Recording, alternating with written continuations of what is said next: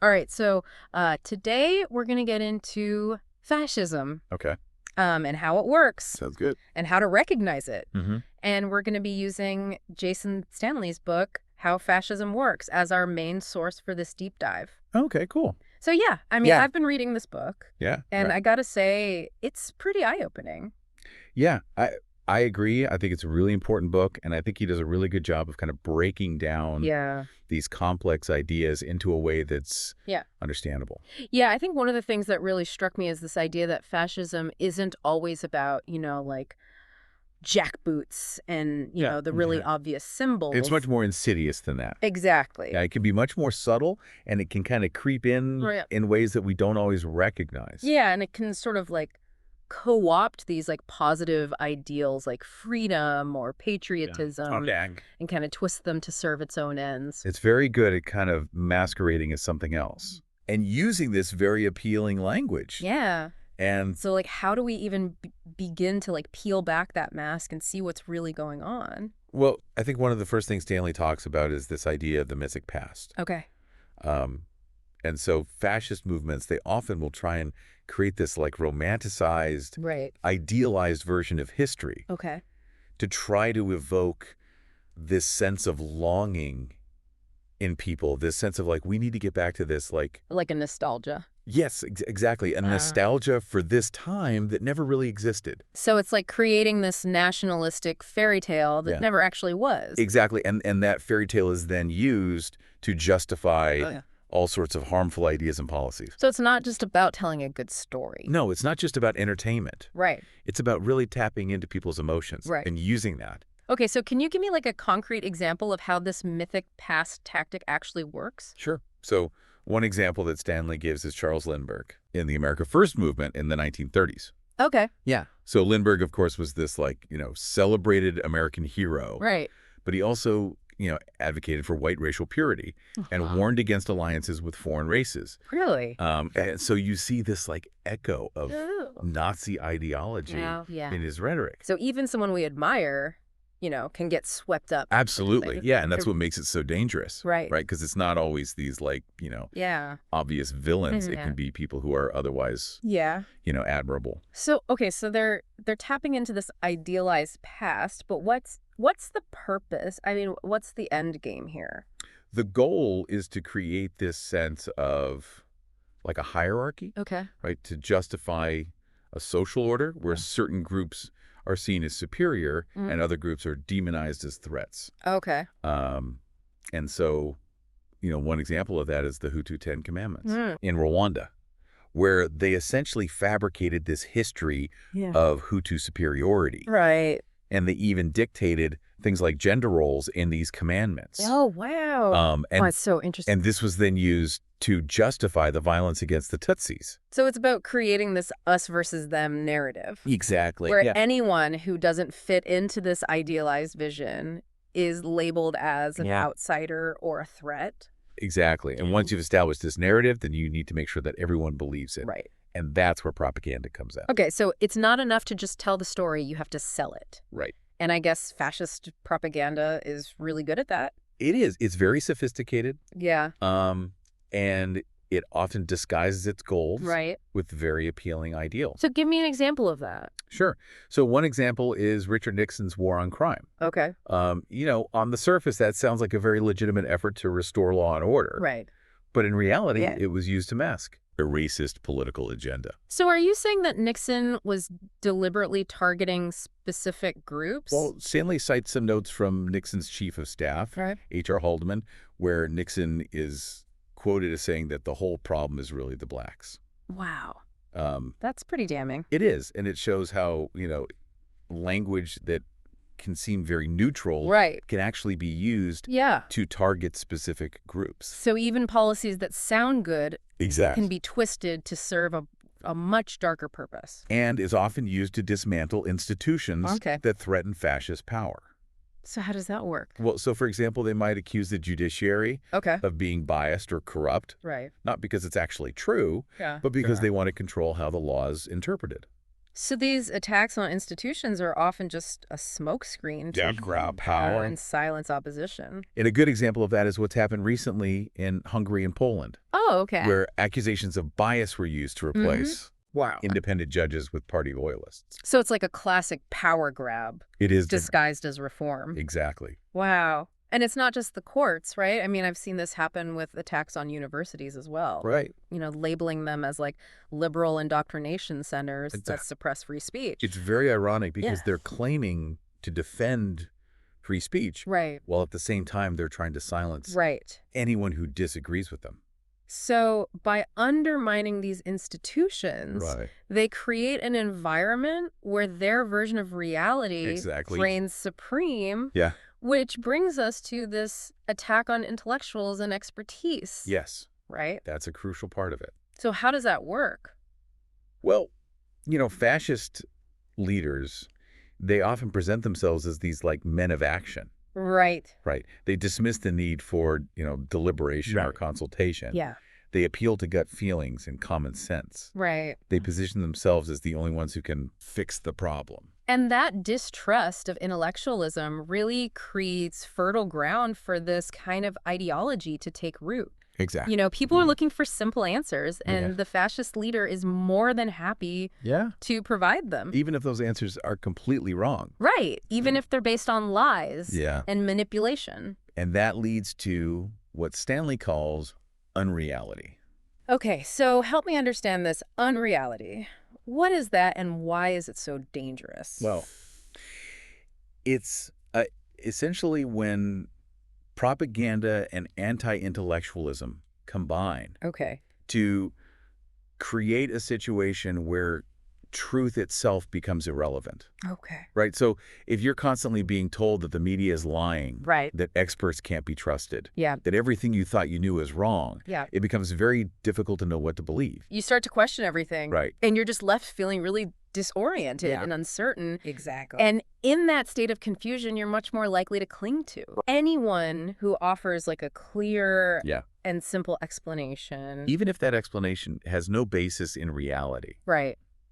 And this is where conspiracy theories come in, Oh, okay. because they offer these like easy answers to complex problems. Right. They often blame, Yeah.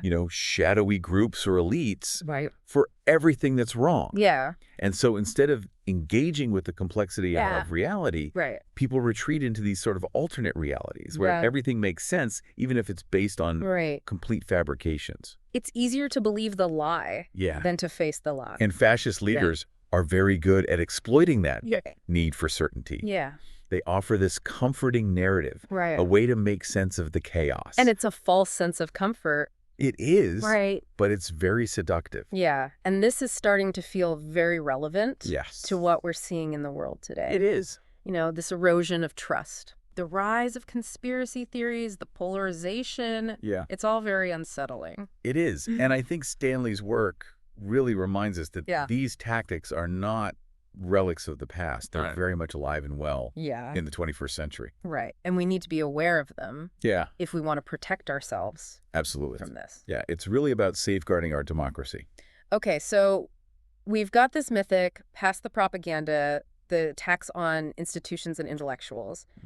What other tactics do fascists use? Well, another big one is this idea of hierarchy. Okay. So fascist movements, they don't just exploit confusion, Right. they actually promote a worldview where Yeah. certain groups are inherently superior to others. Okay, so they're not just playing on existing prejudices. Okay. They're actually trying to build a system Yeah. that codifies those prejudices into law. Exactly. Wow. Yeah, they'll often appeal to ideas of natural differences, Right. whether it's race, religion, Mhm. gender, to justify a social order, Right. where some groups are destined to rule over others. So how do they make this idea of hierarchy palatable to Right. the general public? Yeah, it's a good question. Because it seems like a hard sell It is. in a modern society that Well- values equality. Well, they use a combination of historical revisionism, Okay. propaganda appeals to tradition, Okay. and so, one example of this is Alexander H. Stevens's Cornerstone speech, Okay. where he defended the Confederacy, Right. and he explicitly stated that racial inequality was a natural and divinely ordained principle. Wow. So essentially, So they're saying this is the way it's always been, and this Yes. is the way it should be. yeah, and they'll often point to historical figures or Right. events Right. to support their claims, Even if those claims are completely false. even if they have to distort the evidence. Wow. It's amazing how they can weave these narratives to Right. fit their agenda. It's very clever. Yeah, but it's also terrifying to think how easily people can be swayed by these ideas. Yeah, and that's why it's so important to develop a critical eye, Right. to be able to question those narratives Yeah. and see through the propaganda. Okay, so we've got this mythic past propaganda attacks on institutions and intellectuals, this idea of a natural hierarchy. What other tactics do fascists use? Well, another very effective one is exploiting the fear and resentment Okay. of dominant groups Okay. who feel threatened by social change. Do you mean like the idea that white people are being replaced or Exactly. that men are losing their power, Yeah. that kind of thing? Yeah, it's this classic tactic of making the dominant group feel like they're the victims. Wow. So even though they hold most of the power, Right. they're being positioned as the ones who are being oppressed. Exactly. That's fascinating. Yeah, and that sense of victimhood Okay. can be very powerful. Yeah. Because it can be used to justify Right. all sorts of discriminatory policies and violence Right. against minority groups. So can you give us an example of how this plays out? Sure. So one example is the backlash against affirmative action policies. Okay. Right. So supporters of affirmative action see it as a way to address historical inequalities. Right. But opponents often frame it as reverse discrimination, Right. claiming that it unfairly disadvantages white people. So they're essentially flipping the script, Exactly. turning the oppressors into the oppressed. Right. Wow.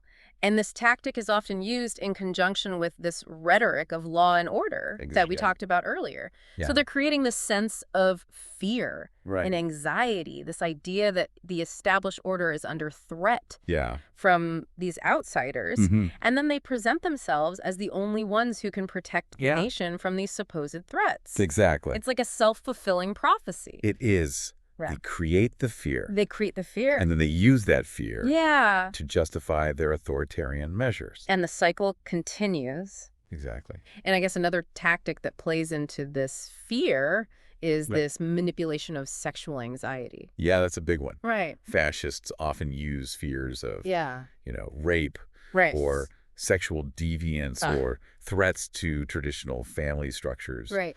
to stir up resentment and justify discrimination. Yeah, it's interesting you mentioned that because it seems like every time there's a push for social progress, Right. particularly around issues of gender and sexuality, Yeah. there's a corresponding backlash Mm-hmm. that's rooted in this kind of fear-mongering. Exactly. And one historical example of this is Yeah. the Nazi propaganda campaign against African soldiers in the Rhineland Oh, wow. after World War I. Okay. They falsely accused these soldiers of mass rape Wow. to incite racial hatred and demonize black men. So it's about painting the other Right. as a But- threat to the purity and safety Sure. of the nation, particularly our women and children. And that justification has been used throughout history to justify all sorts of horrific acts. Absolutely. And it's still happening today. It is. I mean, you can see it with the panic over transgender individuals Yeah. using public restrooms, Right. which was used to justify these discriminatory bathroom bills Exactly. that targeted an already marginalized group. Yeah. It's a classic case of scapegoating. Right. All right. They create a bogeyman, Mm-hmm. amplify the fear, Yep. and then offer themselves as the solution. Exactly. And it's not just about individuals, it's about entire communities as well. Right. Fascist movements often demonize cities Yeah. as centers of immorality and cultural decay. Yeah. They contrast that with this idealized vision of Right. the countryside. It's like that Sodom and Gomorrah narrative, Exactly. Yeah. right? The city as a den of iniquity full Yeah. of temptation and corruption Hmm. versus the purity and virtue Yeah. of rural life. And it's all about romanticizing a Yeah. homogenous path. Right, where everyone knew their place Yeah. and adhered to traditional values. And that's part of what makes it so seductive. Yeah, Right? because it plays on this nostalgia and this longing for a simpler time. Yeah, people are drawn to simple solutions. Right. Especially in times of uncertainty and change. You're right. And when things feel chaotic and out of control, Yeah. that's when these kind of narratives can Sure. really take hold. So how does this play into their economic agenda? Yeah. Because we've talked about how they demonize intellectuals and No. social welfare programs. Yeah. But is there like a larger There is. economic strategy at play here? Yeah. Fascist movements, they really promote this cult of hard work and self-sufficiency. Okay. And they demonize anyone Right. who relies on social welfare. So it's like they're saying that any form of assistance is like a sign of weakness Exactly. or moral failure. Yeah. And they often use the rhetoric of individual responsibility to justify cuts to social programs Okay. and policies that benefit the wealthy at the expense of the poor. So if you're struggling, it's your own fault. Right. You're not working hard enough. Yeah, you're not pulling yourself up by your bootstraps. Right. And they'll often portray labor unions Right. as corrupt and out of touch. Right. As obstacles to economic growth. Yeah, because unions empower workers Right. and give them a voice. And that's a threat to the fascist agenda. Exactly. Right. It's about control and exploitation. Right. Right. So it's about creating a system Okay. where individuals are pitted against each other, Yeah. where they're so busy fighting for scraps Right. that they don't have the time or energy to Right. challenge the system itself. So this economic strategy is not just about enriching the elite. It's also about preventing any kind of collective action that could threaten their power. Exactly. It's about creating a society that is atomized Right. and fragmented, where people are like more concerned with their own individual survival Yeah. than with the well-being of the community. And again, this is all feeling very relevant to It is. what we're seeing in the world today. Yeah. The rise of nationalism, Yeah. the demonization of immigrants, Right. the attacks on social safety nets. The erosion of trust in institutions. Yeah, the spread of misinformation. Yeah, It's all very unsettling. it is. And I think Stanley's work is a powerful reminder Yeah. that we can't take democracy for granted. Right. We have to be vigilant. Right. We have to actively defend the values and institutions that protect our freedoms. Because once those freedoms are lost, Yeah. they're very difficult to regain. Exactly. Well, you've certainly given us a lot to think about today. It's a complex topic, It is. but it's one that I think is really important to understand. Absolutely. And I think that, this idea that fascism is not just a historical phenomenon. Right. It's a very real threat It is. that we need to be aware of. Yeah, and actively resist. Absolutely. All right, well, we'll take a break here, and we'll come back, and we'll continue this conversation. Sounds good. And, this idea of hard work, it ties into another key element of fascism, this idea of Arbeit macht frei. Work sets you free. It's chilling considering where that phrase was displayed. Yeah, it's not just about glorifying work, though. It's about creating a moral hierarchy where manual labor is seen as the most virtuous kind of work. So anyone who doesn't work with their hands is automatically suspect. Exactly. Intellectuals, artists, anyone who works with their mind rather than their body is seen as less than. And that feeds directly into this demonization of social programs. Absolutely. If hard work is the only path to redemption, then anyone who needs help is morally deficient. So if you're poor, it's your own fault. Right. And this creates a vicious cycle. Cuts to social programs make it even harder for people to escape poverty, which then reinforces the stereotype of the lazy welfare recipient. It's a self-fulfilling prophecy designed to keep people trapped. And to justify the existing power structure. So it's not just about individual morality. It's about creating a system that justifies economic inequality. Precisely. And by dismantling the social safety net, they create a more atomized, individualistic society.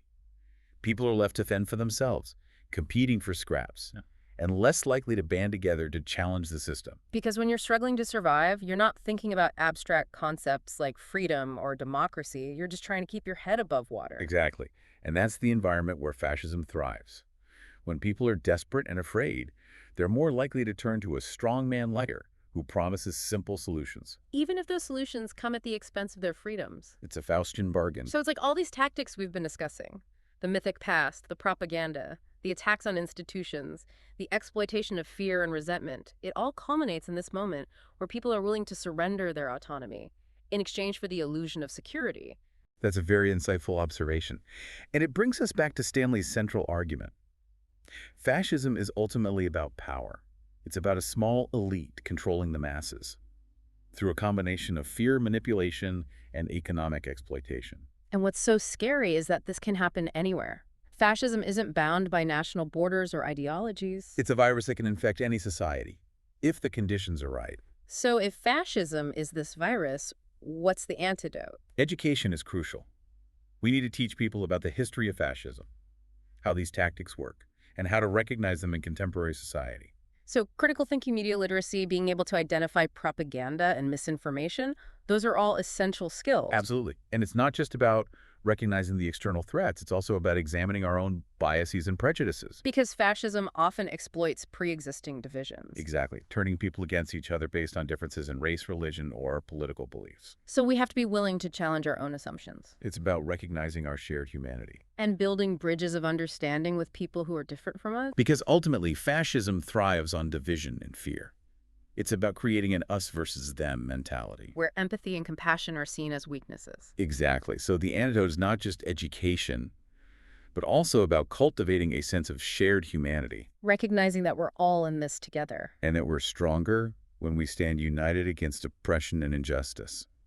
This has been a sobering but incredibly important conversation. I agree. It's not always easy to talk about these things. But it's essential if we want to protect our freedoms. I completely agree. And I hope our listeners will take this information to heart. I hope so too. And use it to become more engaged and informed citizens. Because the future of democracy depends on it. Well said. Thank you so much for joining us for this deep dive. It's been my pleasure. And thank you all for listening. We'll see you next time. Yeah, and it's so pervasive. It feels like we're seeing it everywhere these days. It's really concerning. It is. And, I keep thinking back to that phrase that Stanley mentions, Arbeit macht frei. Right. Work sets you free. Yeah, it's chilling. It is, especially given its historical context. Exactly. Seeing that displayed at the entrances to concentration camps. Yeah. It's just horrifying. It's a stark reminder of where this kind of ideology can lead. But how does it fit into the larger picture of how fascism works? Well, it's not just about promoting hard work. It's about creating a moral hierarchy where manual labor is seen as the most virtuous kind of work. So anyone who doesn't engage in manual labor. Right. Anyone who works with their minds rather than their hands. Is automatically devalued. Exactly. Intellectuals, artists. Anyone who doesn't fit into this narrow definition of productivity. It's almost like they're suspicious of thinking itself. In a way, yes. Because critical thinking can lead to questioning the status quo. And that's a direct threat to fascist power. Precisely. And this ties back into the demonization of social welfare programs. Because if hard work is the only path to redemption, then anyone who needs help must be morally deficient. Exactly. Yeah. It creates this really dangerous logic where poverty is seen as a personal failing rather than a systemic issue. It's like they're saying if you're poor, it's because you're not working hard enough. Right. And it completely ignores the structural barriers that keep people trapped in poverty. So you're saying it's not just about individual morality, it's about creating a system that justifies economic inequality. Exactly. And it's about making people believe that they're responsible for their own suffering. So that they don't direct their anger at the system itself. Precisely. And by dismantling the social safety net, they make it even harder for people to escape this cycle of poverty. It's like a self-perpetuating machine designed to keep the elite in power. And to crush any form of dissent. So what can we do about it? It all feels so overwhelming. Well, I think the first step is awareness. We need to educate ourselves and others about how these tactics work. So critical thinking, media literacy, being able to spot propaganda and misinformation, those are all essential skills. Absolutely. We need to be able to discern fact from fiction and to critically evaluate the information we're consuming. Because it's so easy to get caught up in these echo chambers where we're only exposed to information that confirms our existing biases. Exactly. And it's not just about recognizing the external threats.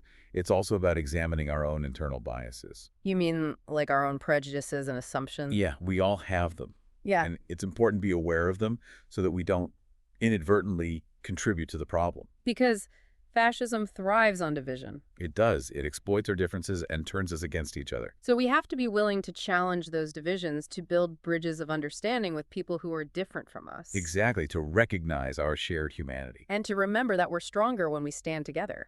That's really the key. I think solidarity is the most powerful weapon we have against fascism. It's about recognizing that an attack on one of us is an attack on all of us. Exactly, and it's about being willing to fight for each other's rights and freedoms. Because ultimately that's what fascism is trying to destroy, our ability to think critically, to empathize with others, to live in a free and just society. I think you've summed it up perfectly. Well, this has been a really eye-opening conversation. It has. It's been a pleasure to explore these ideas with you. Likewise, and I want to thank you for joining us for this deep dive into the heart of fascism. And thank you to all of our listeners for tuning in. We hope you found this episode informative and thought-provoking, and we encourage you to continue learning and engaging with these critical issues. Because the fight for democracy is an ongoing one. Until next time, stay informed, stay engaged, and stay vigilant.